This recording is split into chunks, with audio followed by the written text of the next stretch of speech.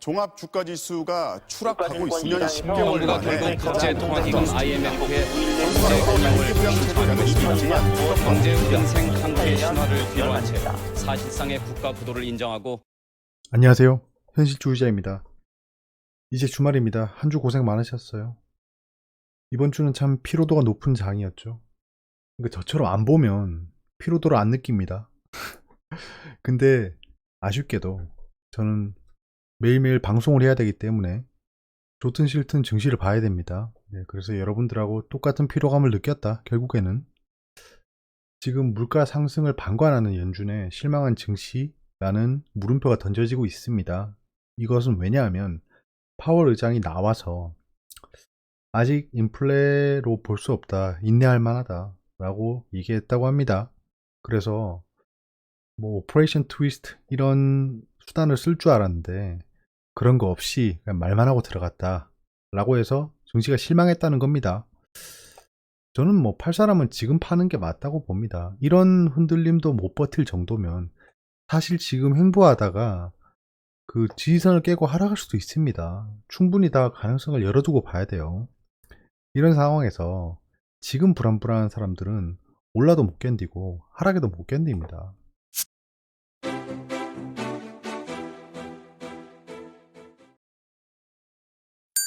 네, 정말 재미없는 한 주였죠. 다음 주는 이제 쿠팡 정치 테마주 리튬은 리튬은 진짜 잘 모르겠어요. 확실히 작전 중인 게 느껴졌죠. 오늘 또 포스코 엠텍이 상한가 갔잖아요. 무슨 진짜 리튬을 그렇게 날려보내시나 신기하네요. 지금 개인 투자자가 사면서 올라가는 흐름은 아닐 겁니다. 절대. 그냥 어금니 깨물고 상승시키고 있는 거죠.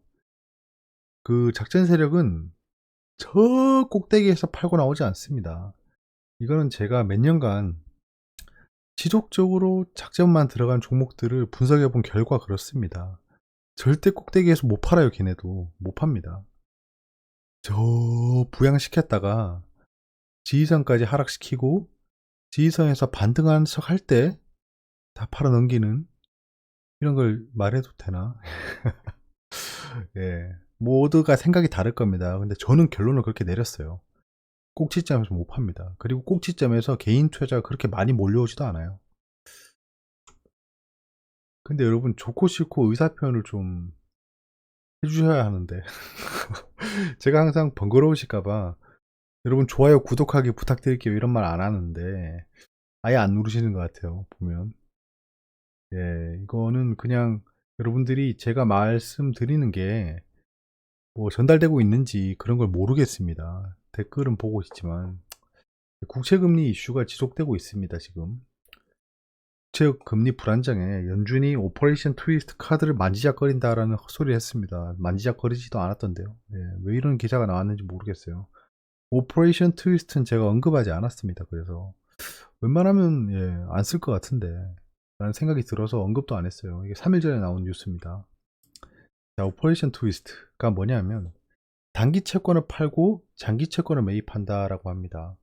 이렇게 얘기하면 어떻게 알아듣습니까? 사람들이 단기 팔아서 장기를 사면 그게 뭔데? 라는 게 물음표 뜨는데 그런 말은 없죠. 간단하게 또 말씀드리겠습니다. 지금 장기 채권이 널려 있을 겁니다. 이제 그 미국도 1.9 트릴리언 경기 부양책을 하면 또 채권을 발행해야 되죠. 특히 우리나라도 계속 추경이라고 하죠. 이 추경은 경제를 발전시킨 추경이 아니기 때문에 제가 굉장히 네거티브하게 보고 있습니다. 추경을 해서 보조금을 주면 그게 어디로 가나요? 추경을 해서 SOC 건설을 한다거나 그 다음에 미래산업에 지원을 해준다거나 이런 것들이 경제를 발전시키는 추경인데 그게 아닌 추경은 결국엔 빚이죠. 빚. 그러니까 생산성이 없는 빚인 겁니다. 그런 추경이 지금 계속 이루어지고 있어요. 뭐 우리나라만 그런 게 아니고 미국도 그렇습니다. 그럼 채권을 결국 발행해야 되는데 그럼 장기채가 널브러질 거 아닙니까? 그럼 뭐예요? 공급이 늘어나면 가격이 떨어지잖아요. 채권의 가격이 떨어지면 그 채권 수익률은 상승하는 거죠. 이거는 제가 몇 번 설명드렸죠. 이해가 안 되면 또 말씀드릴게요. 또 말씀드린다고 뭐 돈이 나가는 게 아니니까. 그 널브러진 채권들을 사들이는 거예요. 연준이. 단기채 그러니까 그냥 채권을 사들이면 결국엔 돈을 더 쓰는 거잖아요. 그럼 그건 또 양적 완화가 되거든요. 그거 어디서 오겠어요, 돈이? 그럼 또 찍어낼 거 아닙니까? 보는 통화가 또 늘어날 건데 그거를 감당하기 힘들고 시장에 부정적인 영향을 끼칠 수 있기 때문에 가지고 있는 단기 채권 팔고 그냥 장기 사는 거예요. 뭐 분명히 뭐 수익률은 달라지겠지만 돈의 변환 없이 왼쪽 주머니에서 꺼내서 오른쪽 주머니에 넣겠다. 그게 오퍼레이션 트위스트입니다. 그러면 그 장기 채권이 줄어들기 때문에 공급이 줄어들면 수요가 늘죠. 그럼 결국엔 채권 가격이 상승하니까 수익률이 하락한다. 자, 이대로 시장이 하락 후에 반등이 일어나면 굉장히 빠를 거라 생각합니다. 자, 보시면 자, 이렇게 상승했다 푹 하락을 잘 보시면 지금 하락은 이 정도 하락도 아닙니다. 현재는 잘 버티고 있는 거예요. 자, 이렇게 하락했다가 또 3, 4일 만에 올라가요. 4일 떨어졌다가 4일 만에 올라가요. 그러니까 지금 만약에 팔고 이쯤이라 칠게요. 팔고 여기서 다시 사서 요거를 먹을 수 있는 흐름을 만들어낼 자신이 있으면 파는 겁니다. 제가 코스닥 레버리지 투자하는 제가 레버리지 매매 마크 찍은 거 한번 보시면 알 거예요. 제가 지금 말씀드린 게 불가능한 매매는 아닙니다. 제가 레버리지 그렇게 매매하잖아요. 네. 근데 그게 결국에는 되게 변화무쌍하고 굉장히 잘 하는 것처럼 보이지만 자, 이렇게 올라가요. 그러면 제가 항상 자, 여기서 사요. 여기 샀다 칠게요. 그리고 여기서 팔아요. 그 다음에 여기서 사요. 저 항상 바닥에서 못 사요. 바닥을 잡을 뿐이죠. 그 다음에 여기서 팔아요. 그 다음에 여기서 사요. 그 다음에 여기서 팔아요. 계속 이렇게 반복하는 겁니다. 자, 그러면 여기서 사서 두고 있으면 되죠. 결과론적으로 그렇게 되는 겁니다. 근데 그런 시장의 움직임에 민감하게 움직이고 싶은 분들은 그렇게 하면 되는 겁니다. 지금 팔고 바닥 때 사시면 돼요. 그러니까 전전긍긍할 필요 없다. 팔고 나서 바닥에 안 오면 안 사면 되지 않습니까? 여기 샀는데 반등 못하고 떨어지면 자기 상가에게 손절하면 되잖아요. 그렇게 따라가면 되는 겁니다. 근데 결국엔 멀리서 보면 큰 수익을 못 본다. 그래서 제가 그냥 단기 트레이딩으로 그 지수를 해지하는 겁니다. 결국엔 큰 돈은 못 벌어요. 큰 돈을 못 벌어 진짜. 분명히 팔고 나서 반등할 때 다시 잡을 수 있는 사람 말고는 경거망동할 필요가 없다는 겁니다. 그래서 증시 주변 자금 소진 전까지는 시장 상승으로 전망하는 게 맞습니다. 증시 주변 자금이 지금 아직 130조가 넘죠. 좋다고 얘기할 때보다는 다들 중내 산해할 때가 살 때입니다. 이건 당연한 겁니다. 3천 깨지고 망한 애 중내 산해할 때 오늘 3천 깨졌죠. 이때가 일단은 살 때입니다. 지금 실패해도 분할 매수하면 되잖아요. 분할 매수하면 됩니다. 지금 높은 가격대입니다. 사실 지수가 1400까지 갔었는데 3000이면 높은 거예요. 2배 넘었잖아요. 지금 사는 것도 리스키하긴 하지만 그래도 다들 중내 산해할 때가 단기적으로 반등할 수 있는 기회입니다.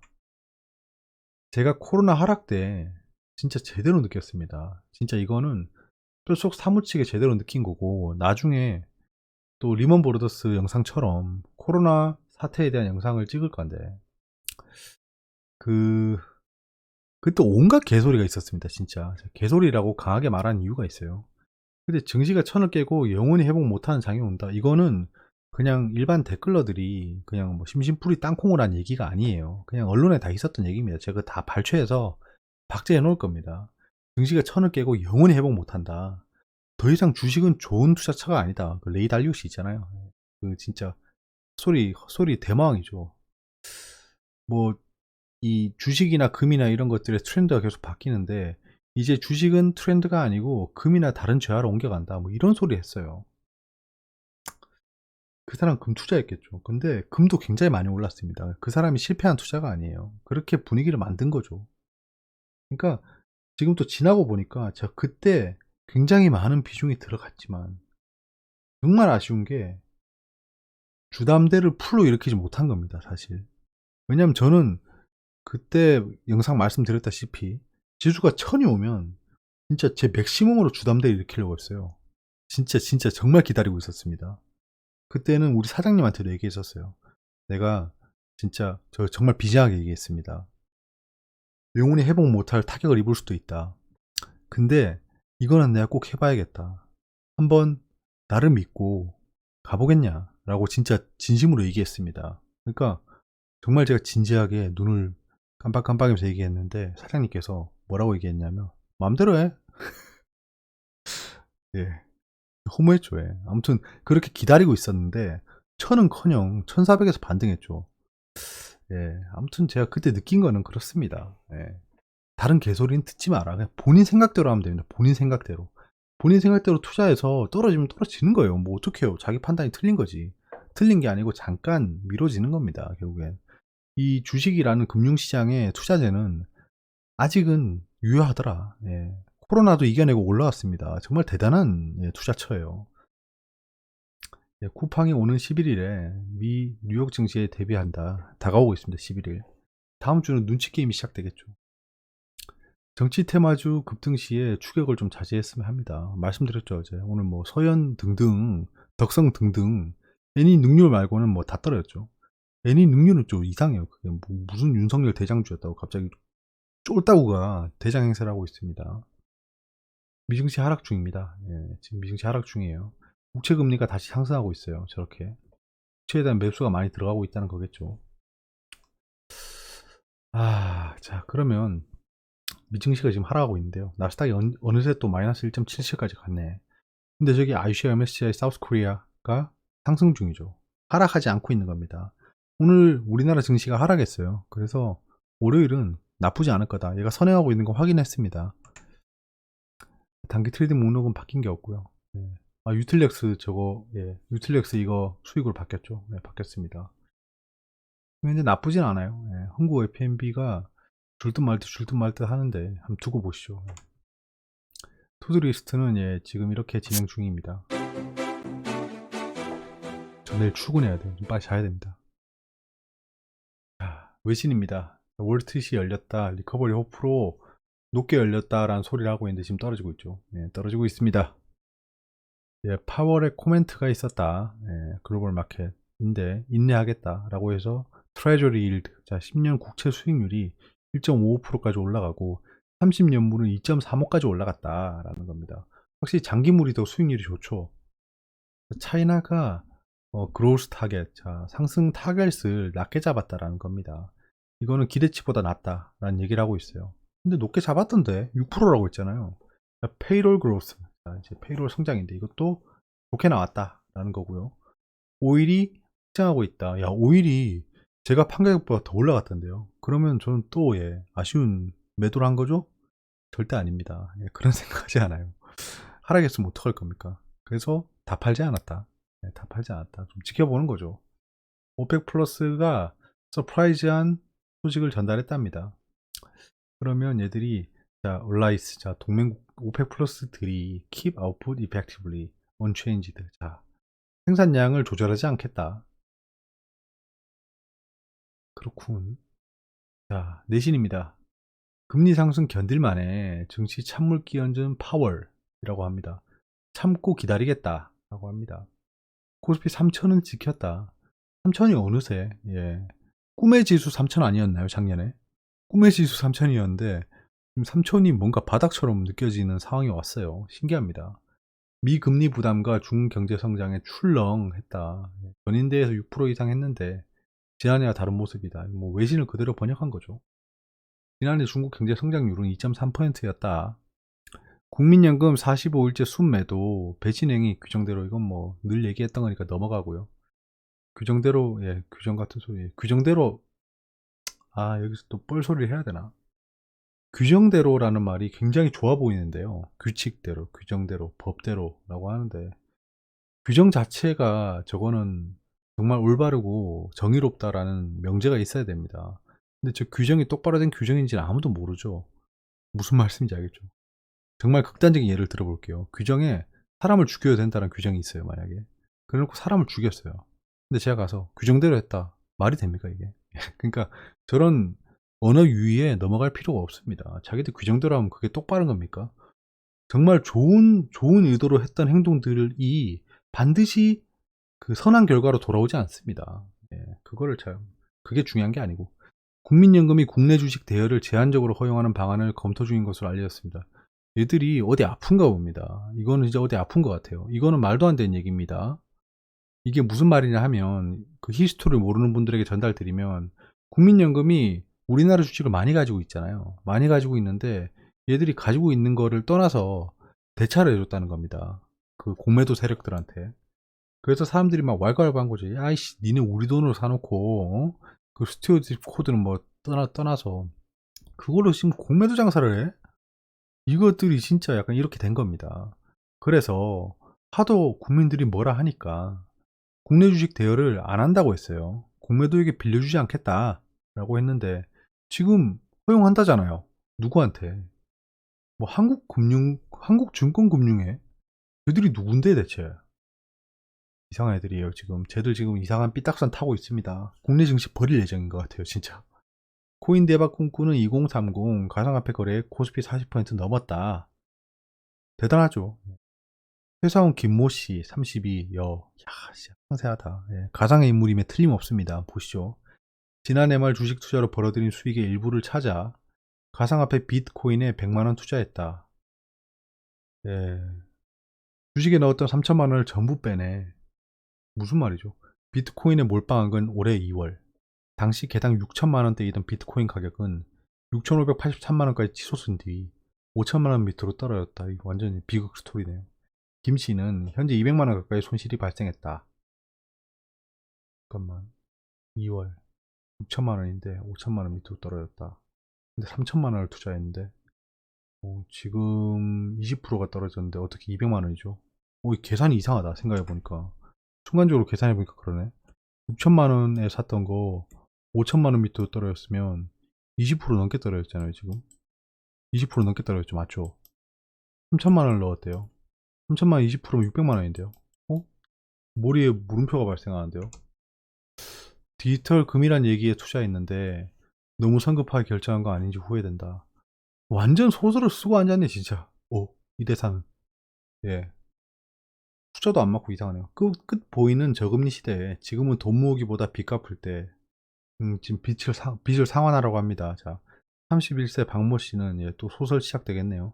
중견기업에 다니는 3년차 직장인이다. 어떻게 31살이 3년차죠? 최근 남자친구가 생겨. 여성분이라고? 31세 여성분이 3년차 직장인이라니 이게 말이 되나요? 3년 뒤 결혼을 하고 싶은데 34살에 하신다고요? 지난해 12월 연말정산을 챙기면서 목돈은커녕 대출만 보유하고 있다는 사실을 새삼 알아챘다. 이분이 그 회계사래요. 회계사. 자산관리사. 뭐 아무튼 그런 직업이래요. 제가 그건 잘라냈습니다. 길어서. 아무튼 돈을 다루는 사람이던데 지금 연말정산 하다 보니까 자기가 대출한 걸 알아차렸대요. 그러니까 이게 말이 되나? 자신의 소비 습관에 문제가 있는지 결혼 전까지 자산을 불릴 수 있을지 궁금해 매일경제 지갑을 불려드립니다에 문을 두드렸다. 상담에는 김영리 NH 올100 자문센터 수석 WM 전문의를 나섰다. 예, 이런 거 읽어보면 진짜 힘 빠지죠. 예, 소설을 읽다 보니까 광고였습니다. 이런 거에 넘어가지 마라. 네, 경제 지표입니다. 예, 오늘은 비농업 고용지수 좋게 나오고 실업률이 아주 slightly 미세하게 좋게 나왔다. 의미가 없다. 예. 자, 그 다음에 1월 온라인 쇼핑 동향이 나왔는데 5개월 연속 상승했다고 하죠. 온라인 쇼핑의 결제액이 계속 늘고 있다라는 겁니다. 자, 핵심 일정입니다. 지금 그 중국 야매가 끝났고요. HLB 증선이 그리고 선물 옵션 동시 만기일이 그 다음 날에 있습니다. 지금 HLB가 조금씩 상승하고 있죠. 저는 공매도 잔고를 계속 트래킹하고 있습니다. 근데 공매도 잔고를 상환하고 있지 않아요. 그래서 되게 그냥 물음표를 띄우면서 보고 있습니다. HLB가 현재 하락했던 폭의 절반까지 메워졌어요. 상승폭도 굉장히 가파릅니다. 좀 궁금하게 보고 있습니다. HLB가 또 예전과 같은 그런 드라마틱한 상승을 낼 수 있을지 여러분도 다 재미삼아 지켜보시죠. 자, 오늘은 결국에는 하락을 좀 메워주고 끝났는데 그거는 개인이 매수해서 상승했다라고 보긴 어렵고 지금 또 마르코들이 굉장히 많이 팔았죠. 국민연금은 오늘도 엄청나게 팔았습니다. 외국인이 지금 장마판에 팔고 나갔죠. 참 대단해요. 저때 풋옵션에 확 들어갔겠죠. 양시장 모두 다 팔았고 사는 모습은 보이지 않았습니다. 사는 모습은 보이지 않았기 때문에 오늘 미국 증시가 하락할 걸 알고 빠졌다고 봐야겠죠. 왜냐하면 그놈이 그놈일 거니까요. 투자하는 놈들은 그놈이 그놈일 거다. 투자 예탁금이 좀 대폭 줄었습니다. 대폭 줄었고 미주금이 또 내려갔죠. 이거는 지금 단기 트레이딩이 굉장히 성행하고 있고 오버나잇 투자를 굉장히 많이 한다. 오늘 오버나잇 안 했겠죠. 왜냐하면 상승해서 끝났으니까. 신용융자 잔고가 좀 줄었습니다. 줄었어요. 예탁증권 담보융자도 줄고 있습니다. 지금 주식담보대출을 상환하고 있다. 자, 미증시는 하락 중이고요. 자, MSCI 펀드 지수가 조금 상승하고 있기 때문에 한국 증시의 폭락은 없을 거다라는 게 좀 보입니다. 얘들도 그걸 계산하고 지금 저렇게 투자하고 있는 걸 거 아닙니까? 저 펀드 지수에 투자하는 돈도 만만치 않을 건데. 자, 유가가 계속 올라가네요. 원달러가 약간 약세를 보이고 있기 때문에 조심해야 될 것 같고요. 골드가 1600불까지 갔네요.